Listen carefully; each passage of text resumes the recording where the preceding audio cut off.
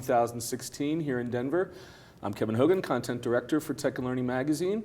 We're having an experiment this year, trying to do some live coverage straight from the show floor, as close to the show floor as we can get. So we're here next to the press room, and we're bringing in a number of different representatives from companies and educators and advisors, and just kind of to get a general sense of the vibe. And very pleased to have Darren Mulligan from the Smithsonian Learning Lab here.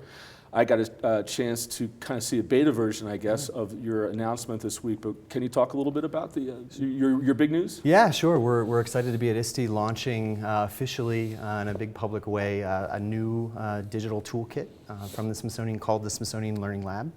And it's really a place to open up the Smithsonian in a lot of ways for educators and for students and really anybody who wants to search for and find and use Smithsonian resources. So it's a place to get access to more than 1 million Smithsonian digital resources from all of our 19 museums and our research centers and libraries and archives, all the crazy cool stuff that makes up the Smithsonian.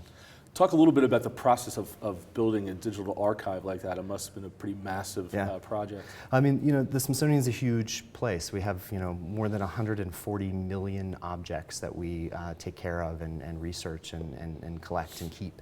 And so we're in the process right now of figuring out what we should digitize. How do we make those accessible? In the past, to have access to those resources meant coming to our buildings, coming to our museums, coming to Washington or our museums in New York, and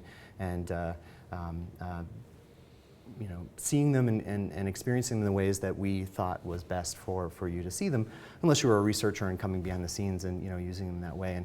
And as we digitize our collections, as we photograph them and describe them and make those available online, it really opens up the potential of what people can do with them. They can really find the things that are relevant and interesting to them, and then learn about them, and then the big piece is really use them. How can they use them in their own personal learning journey? Right. Yeah. Now, is this something that an individual teacher can go and access, or is it intended for a district or a school to kind of integrate it into a curriculum, or both? Really both. I mean, the platform is free. It's open to anybody. Anybody can go to the URL and begin searching the collections, check it out. You can create an account, which is free, which is how you really move into that sort of creation space where you can begin building your own personal collections. There's a whole suite of tools that allow you to annotate what we have, to make the resources a lot more personal, to make them more useful, so you can layer on annotations, you can build an assessment. So it's meant for kind of anybody who really just wants to pull things together and make their own collections, to a teacher or a curriculum developer who really wants to develop a digital learning resource for students with assessments built in that a teacher might use really formally. Right. How about in terms of devices? Is it accessible through all devices? Or yeah, totally web. It's a web-based resource, so no apps, no downloads required.